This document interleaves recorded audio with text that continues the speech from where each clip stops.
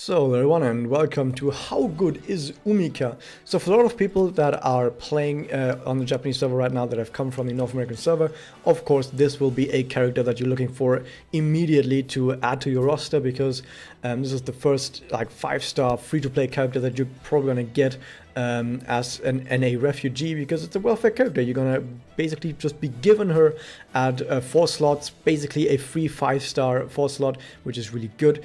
However, the question is, how good is she actually as a character herself? And immediately, just off the bat, we see that she has 2 Excelis, 2 Charge Discs, and she's a heal type. So already we can see, oh, she's a support. She's a really strong, or rather really strongly in that support corner. So this is probably not going to be a character that carries you alone. But if you have another strong character or multiple other strong characters alongside her, how well will she actually support you? So we look at her stats, who, if we are looking at her as a support, should be probably more on the defensive side, and we see that is indeed the case. HP is nothing too much to write home about, but defense is actually kind of alright, especially with SE. Like the SE gives like, how much is it, like 3,800 defense, which is actually kind of ridiculous that basically a low rarity character, a welfare character, gets 3,800 defense from SE. That's actually ridiculous. Not even a lot of natural 4-star defense types even get that much. That's actually ridiculous. She also actually gets quite a lot of attack, like almost 3,000 attack. That's also amazing. She actually gets ridiculous amounts of stats through SE, which is really special because other characters don't get it. If we look over there quickly at Kaoru, for example, she gets like 3,000, and then 6,500. They are also pretty good, but all lower than what Umika gets. She's actually kind of ridiculous. Anyway, moreover, we need to take a quick look at her personal, which I've never actually taken a look at because it was something that I didn't really care much about. It gives 50% defense down and says aim resistance down. Says aim resistance down is something that doesn't really matter in most cases, unless you could use it on turn 1 in mirrors, where it would actually be amazing together with something like a Holy Arena. But of course you can't use this turn 1 in mirrors, and then the question becomes, where would you actually use this, especially if it's just against one enemy? Probably not anything special. However, 50% defense down could have some niche uses. I think I remember there was like 1 or 2 Spirit Husband EX quests where enemies had like 20,000 plus defense. Yeah, maybe there would be amazing, but overall nothing too special. Probably want to use something else here. But like I said, you could just have this lying around somewhere. Why not? Moreover, let's look at her connect, and this connect is actually kind of ridiculous in what it does. Not that it's ridiculously good, just ridiculous in how much of the same thing it does. It gives HP restored, damage cut, and now with at 5-star defense up almost 100%. Let's just round this and say 100%. So this caps someone on defense up, and also gives them 65% damage cut and heals them. Basically, whoever you give this will be alive and well, and will stay alive and well. This is actually kind of ridiculous, just how incredibly defensive this is. Of course, at the same time, I also need to mention that, yeah, of course, because it's so defensive, it does 0 offensive things. So you're not going to increase anyone's damage with this, but they're gonna stay alive. So we can already see that, yeah, as a support, as a heal support, this is actually kind of ridiculously strong if we're looking at her just as a heal support.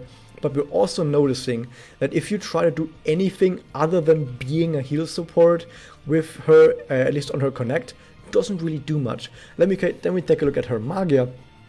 And what does it do? It damages all enemies, okay, whatever, the normal thing.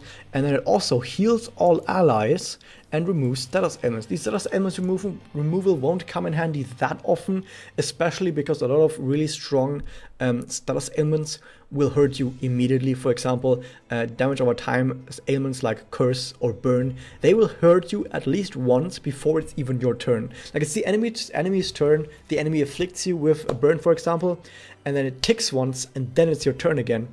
And a lot of burns only last for 1 turn anyway, so removing it afterwards does absolutely nothing.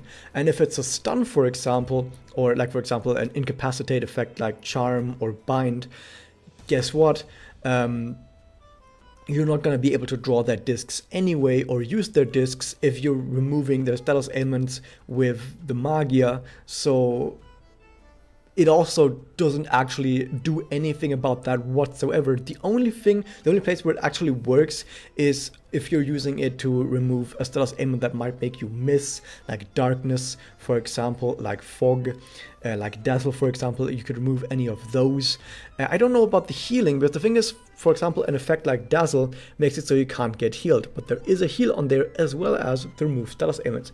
But I don't actually know which of the two happens first. If the ailment gets removed first and then the heal happens, which I think is actually the case, then you would actually be able to heal, but someone might be able to write this in the comments if that is actually the case. If it heals first and then removes the status ailments, that would be terrible, because then you wouldn't actually get healed through dazzle, for example. But also another case where it would be useful to have something like this is if it's status ailments that last for multiple turns, although those are actually not a bit rare, because most status ailments usually just end after they've been on you for a turn, so So overall, removing status ailments is not that great, unless you had it on a connect, because if it's on a connect, you can actually break people out of a stun with the connect, and they will be able to take that disc. For example, on Marukami's connect, Ultimate Madoka's connect, what you can do is you can give someone who is stunned a disc with a connect, and they will actually be able to receive the connect and use that disc. It does actually work that way, and it's actually specifically programmed that way because, for example, if you have a connect that doesn't remove status ailments, you can't even select characters that are stunned as connect targets. But with Madokami's connect, you can actually specifically target stunned people to cleanse them of that, which is actually a really cool thing that you can do that.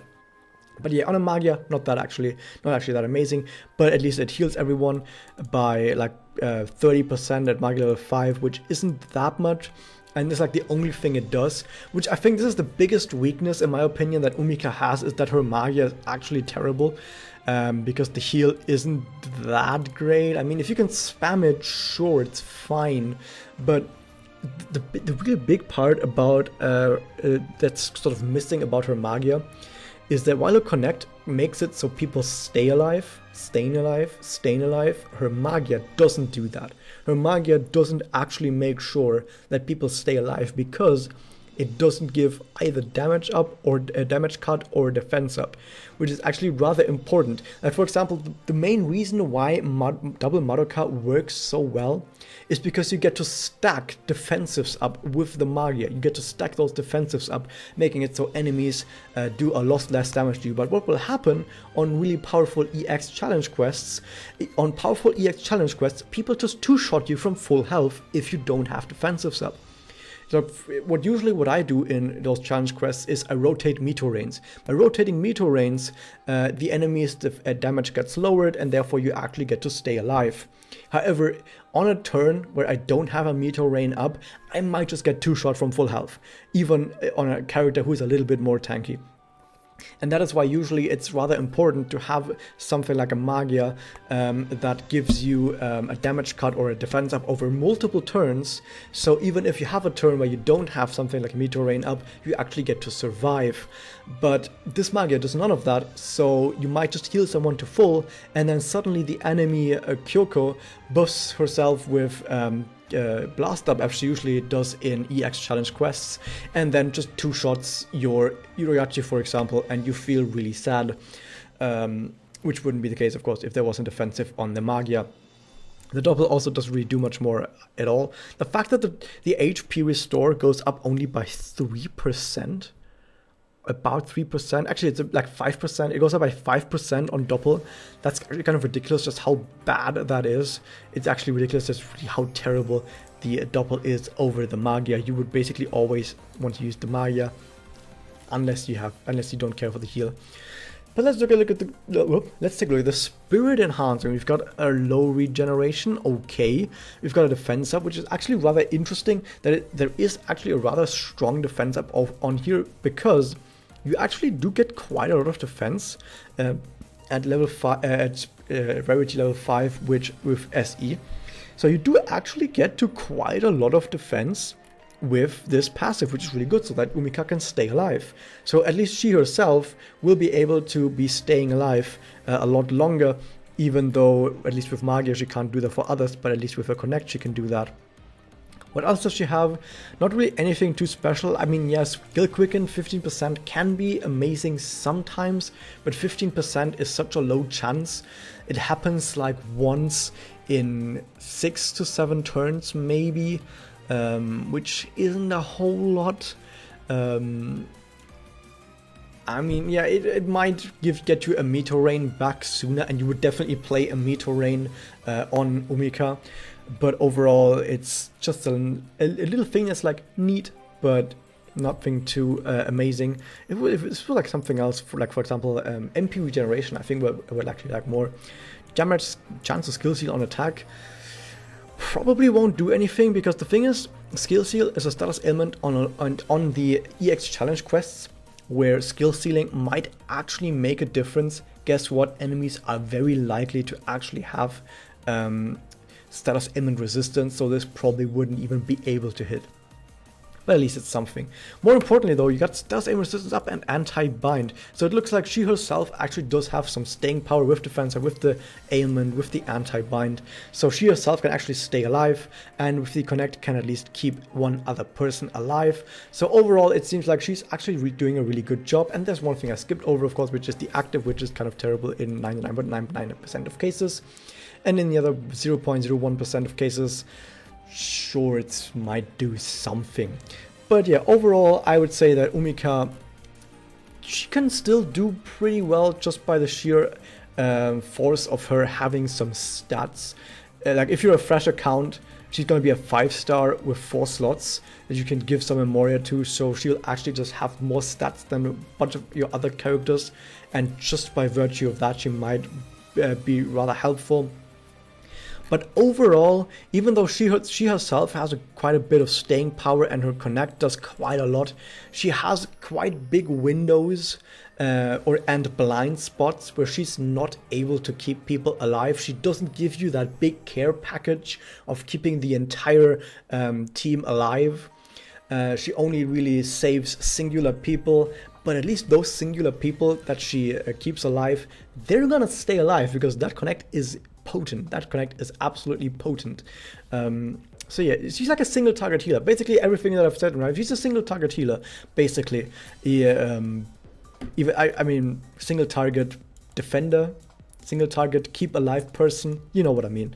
So yeah, that's that.